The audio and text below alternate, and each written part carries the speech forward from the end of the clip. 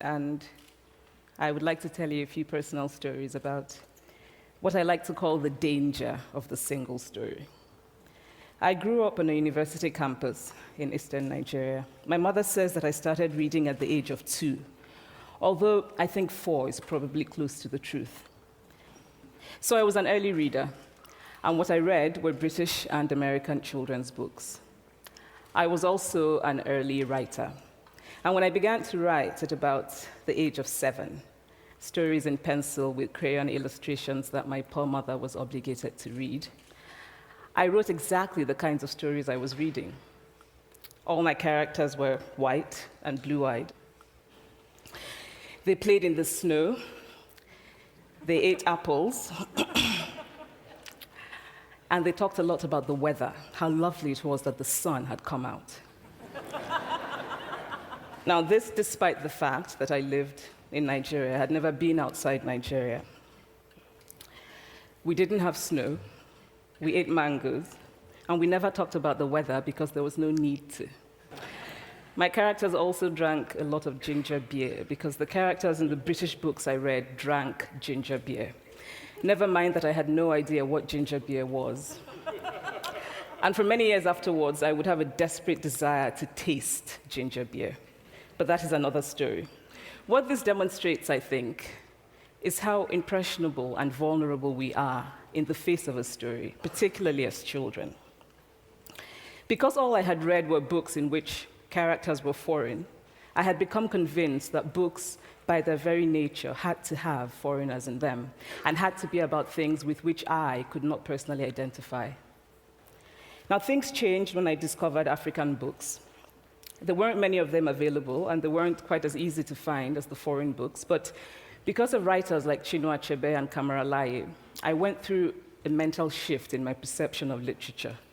I realized that people like me, girls with skin the color of chocolate, whose kinky hair could not form ponytails, could also exist in literature. I started to write about things I recognized. Now, I loved those American and British books I read. They stirred my imagination. They opened up new worlds for me. But the unintended consequence was that I did not know that people like me could exist in literature. So what the discovery of African writers did for me was this. It saved me from having a single story of what books are. I come from a conventional middle-class Nigerian family. My father was a professor. My mother was an administrator. And so we had, as was the norm, live-in domestic help who would often come from nearby rural villages. So the year I turned 8, we got a new houseboy. His name was Fide. The only thing my mother told us about him was that his family was very poor. My mother sent yams and rice and our old clothes to his family. And when I didn't finish my dinner, my mother would say, "Finish your food. Don't you know people like Fide's family have nothing?"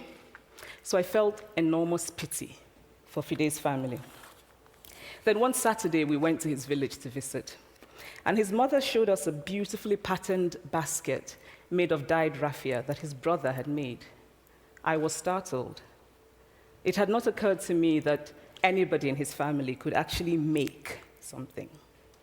All I had heard about them was how poor they were, so that it had become impossible for me to see them as anything else but poor.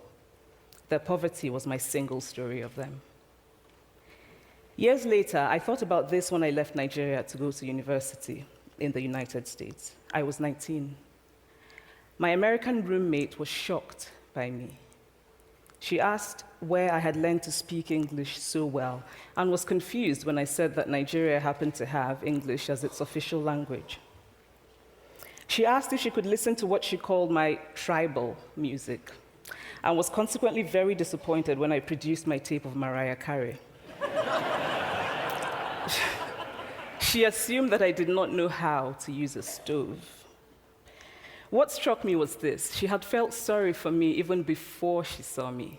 Her default position toward me, as an African, was a kind of patronizing, well-meaning pity. My roommate had a single story of Africa, a single story of catastrophe. In this single story, there was no possibility of Africans being similar to her in any way, no possibility of feelings more complex than pity, no possibility of a connection as human equals. I must say that before I went to the US, I didn't consciously identify as African. But in the US, whenever Africa came up, people turned to me, never mind that I knew nothing about places like Namibia. But I did come to embrace this new identity, and in many ways, I think of myself now as African, although I still get quite irritable when Africa is referred to as a country, the most recent example being my otherwise wonderful flight from Lagos 2 days ago, in which there was an announcement on the Virgin flight about their charity walk in India, Africa, and other countries.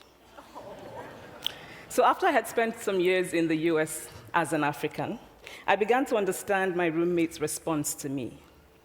If I had not grown up in Nigeria, and if all I knew about Africa were from popular images, I too would think that Africa was a place of beautiful landscapes, beautiful animals, and incomprehensible people fighting senseless wars, dying of poverty and AIDS, unable to speak for themselves, and waiting to be saved by a kind white foreigner. I would see Africans in the same way that I, as a child, had seen Fide's family. This single story of Africa ultimately comes, I think, from Western literature. Now, here's a quote from the writing of a London merchant called John Locke, who sailed to West Africa in 1561 and kept a fascinating account of his voyage.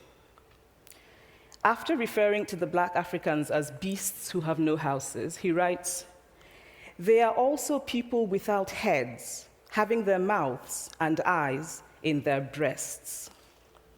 Now, I've laughed every time I've read this, and one must admire the imagination of John Locke. But what is important about his writing is that it represents the beginning of a tradition of telling African stories in the West, a tradition of sub-Saharan Africa as a place of negatives, of difference, of darkness, of people who, in the words of the wonderful poet Rudyard Kipling, are half devil, half child. And so I began to realize that my American roommate must have, throughout her life, seen and heard different versions of this single story. As had a professor who once told me that my novel was not authentically African. Now, I was quite willing to contend that there were a number of things wrong with the novel, that it had failed in a number of places, but I had not quite imagined that it had failed at achieving something called African authenticity. In fact, I did not know what African authenticity was. The professor told me that my characters were too much like him, an educated and middle-class man. My characters drove cars. They were not starving. Therefore, they were not authentically African. But I must quickly add that I, too, am just as guilty on the question of the single story. A few years ago, I visited Mexico from the US. The political climate in the US at the time was tense, and there were debates going on about immigration. And, as often happens in America, immigration became synonymous with Mexicans. There were endless stories of Mexicans as people who were fleecing the healthcare system, sneaking across the border, being arrested at the border, that sort of thing. I remember walking around on my first day in Guadalajara, watching the people going to work, rolling up tortillas in the marketplace, smoking, laughing. I remember first feeling slight surprise, and then I was overwhelmed with shame.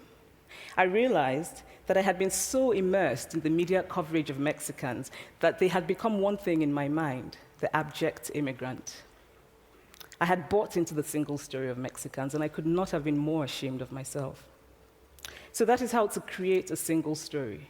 Show a people as one thing, as only one thing, over and over again, and that is what they become. It is impossible to talk about the single story without talking about power.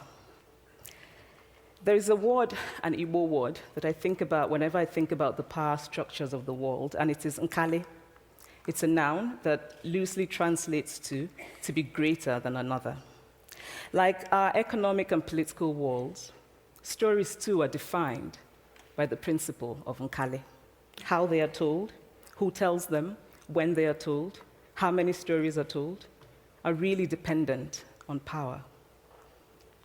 power is the ability not just to tell the story of another person, but to make it the definitive story of that person.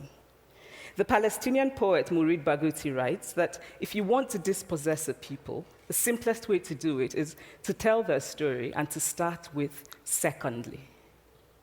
Start the story with the arrows of the Native Americans and not with the arrival of the British, and you have an entirely different story.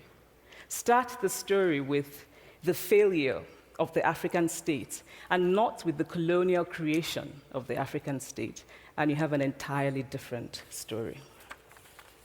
I recently spoke at a university where a student told me that it was such a shame that Nigerian men were physical abusers like the father character in my novel. I told him that I had just read a novel called American Psycho, and that it was such a shame that young Americans were serial murderers. Now,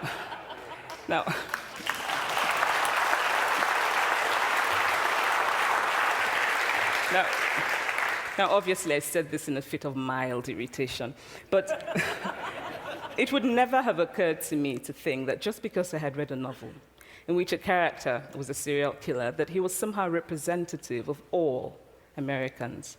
And now, this is not because I'm a better person than that student, but because of America's cultural and economic power, I had many stories of America. I had read Tylan, Updike, and Steinbeck, and Gateskill.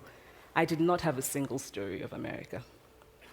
When I learned some years ago that writers were expected to have had really unhappy childhoods to be successful, I began to think about how I could invent horrible things my parents had done to me. But the truth is that I had a very happy childhood, full of laughter and love, in a very close-knit family. But I also had grandfathers who died in refugee camps. My cousin, Polly, died because he could not get adequate health care. One of my closest friends, Ukuloma, died in a plane crash because our fire trucks did not have water. I grew up under repressive military governments that devalued education so that sometimes my parents were not paid their salaries. And so as a child, I saw jam disappear from the breakfast table. Then margarine disappeared. Then bread became too expensive. Then milk became rationed. And most of all, a kind of normalized political fear invaded our lives. All of these stories make me who I am. But to insist on only these negative stories is to flatten my experience and to overlook the many other stories that formed me. The single story creates stereotypes, and the problem with stereotypes is not that they are untrue, but that they are incomplete. They make one story become the only story. Of course, Africa is a continent full of catastrophes, the immense ones, such as the horrific rapes in Congo, and depressing ones, such as the fact that 5,000 people apply for one job vacancy in Nigeria. But there are other stories that are not about catastrophe, and it is very important, it is just as important to talk about them. I've always felt that it is impossible to engage properly with a place or a person without engaging with all of the stories of that place and that person. The consequence of the single story is this: it robs people of dignity. It makes our recognition of our equal humanity difficult. It emphasizes how we are different rather than how we are similar. So what if before my Mexican trip, I had followed the immigration debate from both sides, the US and the Mexican? What if my mother had told us that Fide's family was poor and hardworking? What if we had an African television network that broadcast diverse African stories all over the world, what the Nigerian writer Chinua Achebe calls a balance of stories? What if my roommate knew about my Nigerian publisher, Mukhtar Bakare, a remarkable man who left his job in a bank to follow his dream and start a publishing house? Now, the conventional wisdom was that Nigerians don't read literature. He disagreed. He felt that people who could read would read if you made literature affordable and available to them. Shortly after he published my first novel, I went to a TV station in Lagos to do an interview. And a woman who worked there as a messenger came up to me and said, "I really liked your novel. I didn't like the ending. Now you must write a sequel, and this is what will happen." And she went on to tell me what to write in the sequel. Now, I was not only charmed, I was very moved. Here was a woman, part of the ordinary masses of Nigerians who were not supposed to be readers. She had not only read the book, but she had taken ownership of it and felt justified in telling me what to write in the sequel. Now, what if my roommate knew about my friend, Fumi Yonda, a fearless woman who hosts a TV show in Lagos and is determined to tell the stories that we prefer to forget? What if my roommate knew about the heart procedure that was performed in a Lagos hospital last week? What if my roommate knew about contemporary Nigerian music, talented people singing in English and Pidgin and Igbo and Yoruba and Ijo, mixing influences from Jay-Z to Fela to Bob Marley to their grandfathers? What if my roommate knew about the female lawyer who recently went to court in Nigeria to challenge a ridiculous law that required women to get their husband's consent before renewing their passports? What if my roommate knew about Nollywood, full of innovative people making films despite great technical odds? Films so popular that they really are the best example of Nigerians consuming what they produce. What if my roommate knew about my wonderfully ambitious hair braider who has just started her own business selling hair extensions? Or about the millions of other Nigerians who start businesses and sometimes fail, but continue to nurse ambition? Every time I am home, I am confronted with the usual sources of irritation for most Nigerians: our failed infrastructure, our failed government, but also by the incredible resilience of people who thrive despite the government rather than because of it. I teach writing workshops in Lagos every summer, and it is amazing to me how many people apply, how many people are eager to write, to tell stories. My Nigerian publisher and I have just started a nonprofit called Farafina Trust, and we have big dreams of building libraries and refurbishing libraries that already exist and providing books for state schools that don't have anything in their libraries, and also of organizing lots and lots of workshops on reading and writing for all the people who are eager to tell our many stories. Stories matter. Many stories matter. Stories have been used to dispossess and to malign, but stories can also be used to empower and to humanize. Stories can break the dignity of a people, but stories can also repair that broken dignity. The American writer Alice Walker wrote this about her southern relatives who had moved to the north, and she introduced them to a book about the southern life that they had left behind. They sat around reading the book themselves, listening to me read the book, and the kind of paradise was regained.